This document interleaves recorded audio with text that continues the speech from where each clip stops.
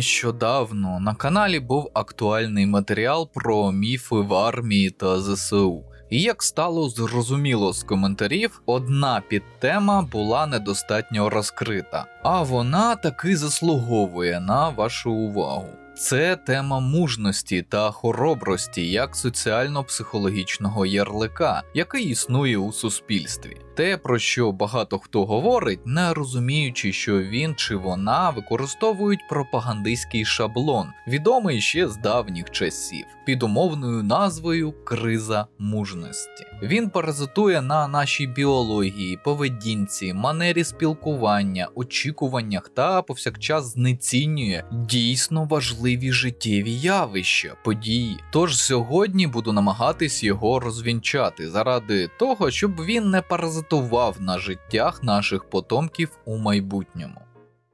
Джерело та розповсюдженість. Криза мужності – це явище, яке може бути як внутрішньопсихічним, так і глобально-суспільним. Якщо воно внутрішньопсихічне, це стан, коли ти, як людина, відчуваєш ніяковість або провину через те, що ти недостатньо відповідаєш ідеалізованому образу чоловіка. Ти недостатньо стараєшся, займаєшся не тим, чим потрібно, або не так, як потрібно. Не маєш соціального статусу, відповідного для твоєї статі. Відчуваєш кризу браку мужності, маскулінності. Для жінок це може бути недостатня жіночність або невідповідність ролі матері. У глобально-суспільному сенсі явище набуває ефекту стандартів, шаблонного мислення, яке вже як усталено сприймається як істина. Те, що неможливо змінювати, але для чого необхідно змінювати себе, для того, щоб бути хоча б дотичним до образу, щоб не піддаватись суспільній критиці. Для початку треба зрозуміти масштаб проблеми. Криза мужності – глобальне і дуже розповсюджене явище, яке у світі використовують буквально всі можливі державні інституції та більшість приватних, не кажучи вже про індивідуальне використання всіма, кому не ліньки. І застосовують його не лише щодо чоловіків, а й до жінок. Здивовані? Окей, давайте з'ясовувати. Криза мужності – це явище, що існує вже досить давно. Його сутність полягає в доволі простих тезах, якими досить ефективно користуються інші, обертаючи їх собі на користь. Приміром, як це виглядає на побутовому рівні. От твій дід у твоєму віці на танку їздив, а потім повернувся і хату збудував для сім'ї. А батько строкову службу відслужив і одразу пішов працювати на 2 роботах. А ти в відеоігри граєш і досі не знайшов собі дружину. Ти вже дорослий, пора бути відповідальним. Я впевнений, багато хто з чоловіків 80-х-90-х років народження чули цю маніпуляцію, коли їм наставало 20 плюс років, а може і раніше. Вона полягає у возвеличенні служби та війни, відчуття страждань як обов'язкової віхи у дорослішанні чоловіка та ігнорує безліч соціально-еволюційних процесів, а також зміну політичної системи з тоталітаризму на демократію. Не кажучи вже про неврахування науково-технічного прогресу та інновацій, які впливають на суспільство. Як правило, на все вище перелічене людині, яка проголошує подібні лозунги і наводить такі приклади, начхати. Вона користується досить банальним шаблоном кризи мужності тільки для того, щоб примусити свого родича, знайомого, друга до дій, які вона вважає правильними та соціально прийнятними. Їй глибоко фіолетово на почуття людини, до якої вона звертається. Їй важливе власне его і висновок, який може набути форму вже іншої фрази. «Я ж казала, що тобі так буде краще. Тепер ти справжній чоловік, а не аби хто». Чуєте, на чому акцентується? Справжній чоловік, не тюхті й ганчірка, а мужик. Якщо на вас це у певний час подіяло, вітаю! Ви стали жертвою внутрішнього психічного шаблону під назвою криза мужності або криза жіночності. Спрощено, це спосіб викликати у чоловіка відчуття штучного дефіциту тої самої мужності, а у жінки – жіночності. та спровокувати їх здобути цей внутрішній ресурс діями, які їм не притаманні. І наголошую, якщо ви думаєте, що подібне застосовують тільки до чоловіків, то, на жаль, це не так. Як вам такі фрази? А чого ти сама не народжуєш дитину? Ти що, не справжня жінка? Нічого собі, ти ще й сумішами будеш малого кормити? Ну ти взагалі тоді не матір, а одна тільки назва. І подібне супроводжує багато процесів та явищ у житті жінки. Криза мужності – дуже сильне шаблонне мислення, ціль якого – маніпулювати людиною, посилаючись на більш примітивні часи та консервативну поведінку, яка є соціально прийнятною та за замовчуванням правильною у суспільстві, що стагнує. Історія цього міфу надзвичайно стара. Вона переносить нас ще у часи давніх греків, і то лише тому, що тоді почали активно записувати історію та події. Впевнений, щось схоже було і раніше. Як правило, криза мужності в глобальному аспекті – це проміжок часу, коли суспільство давно не воювало. У нього не було потрясінь, розхитувань або інших катастроф. Натомість накопичились історії дідів, які воювали і були в цьому успішні, але вже забулось, через які випробування їм довелось пройти для цього. Тобто, негатив стерся або видозмінився, а подвиги замість реальних подій стали міфологізованими притчами про мужність та відвагу. Ці події перетворюють на настанови. Молодше покоління, яке не воювало, можуть цькувати, маніпулювати ним. Ціль таких маніпуляцій – коригування поведінки, її перетворення на більш рішучу. Щоб у молодих людей з'явилась ціль думати не скільки і не тільки про себе, а й про сім'ю, суспільство. Похідне від цього явища – поява хибного почуття провини. З'являються думки, що вони живуть своє життя не так, як треба, неправильно, неповноцінно, не як їх славетні предки. Для жінок аналогія теж є. Наприклад, бабка, яка пахала зранку до ночі, народила 9 дітей, 5 із яких вмерли від голоду чи через відсутність належної медицини. Ото було покоління, не те що зараз, одні телепні. Каже кожний другий таксист, поки ви відбиваєте фейспалми на задньому сидінні. І тут частенько маніпуляція виходить з-під контролю, бо щоб скоригувати поведінку на побутовому рівні, людині розповідають про війну, битви, тяжкі часи. Мати, наприклад, хоче, щоб хлопчина знайшов собі власне помешкання, розповідаючи йому про діда-ветерана Другої світової війни. А він, якому прищепили сильне почуття вини та дефіцит мужності, йде в армію. That's a great plan. Walter, that's fucking ingenious, if I understand it correctly. Але якщо для, наприклад, батьків використання кризи мужності – це здебільшого помилка виховання або соціальної інтеракції, то держави використовують це явище навмисно для рекламування служби в армії, де, повірте, у штатному розписі завжди є вакансії на солдат та сержантів. Навіть не буду починати про те, наскільки сильною може бути така внутрішня пропаганда. Подивіться на наших російських сусідів-варварів. Там це зведено в культ.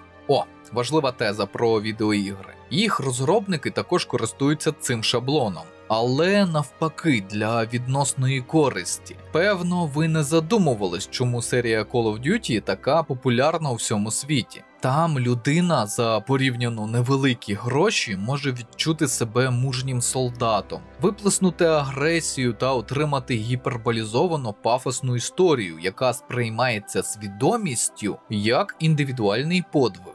Звичайно, розробники на цьому заробляють, але скільки людей, погравши в цей атракціон, не пішли шукати пригод, які їм не притаманні.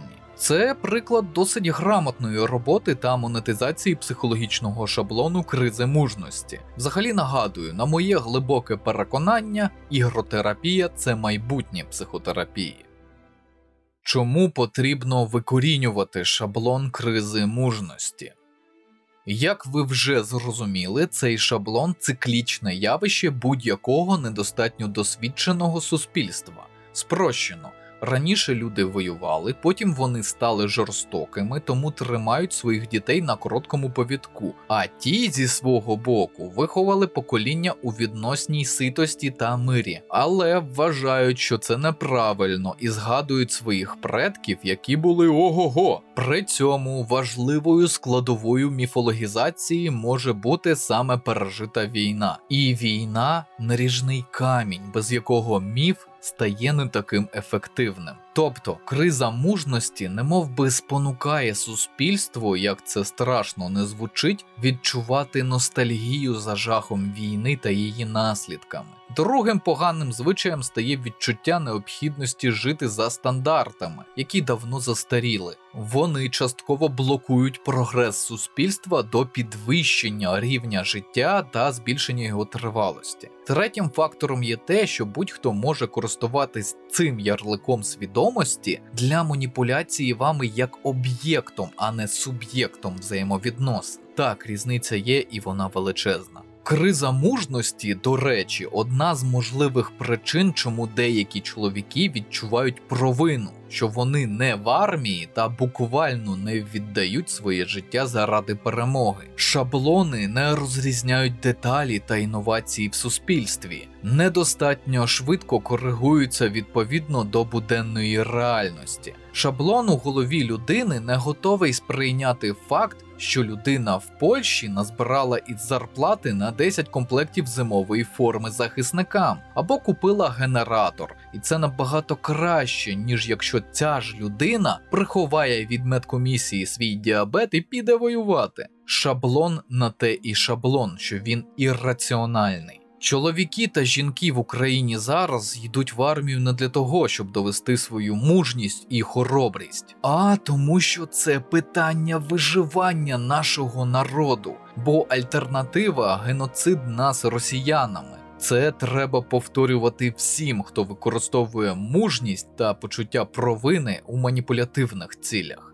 Четверте. Криза мужності дає помилкові життєві цілі та цінності, що можуть прямо протирічити шляху людини до достатку та економічної ефективності. Наприклад, один мій пацієнт, яким маніпулював батько, замість того, щоб піти у сферу дизайну одягу, пішов у армію. Відслужив 5-річний контракт, під кінець якого його чекав депресивний епізод. Потім він все ж пішов у дизайн та заробляв там нормальні кошти і радів життю до вторгнення, бо ця робота приносила йому задоволення. Але він витратив 5 років свого життя на службу, яку він тепер ненавидить. І таких випадків досить багато, бо служба в армії у відносно мирний час – це досить специфічна робота, яка опирається на армійську бюрократію, яку просто неможливо збагнути в її тупості. Ну і в-п'ятих, криза мужності породжує додатковий пласт лозунгів та ярликів, які також опосередковано руйнують багато життів.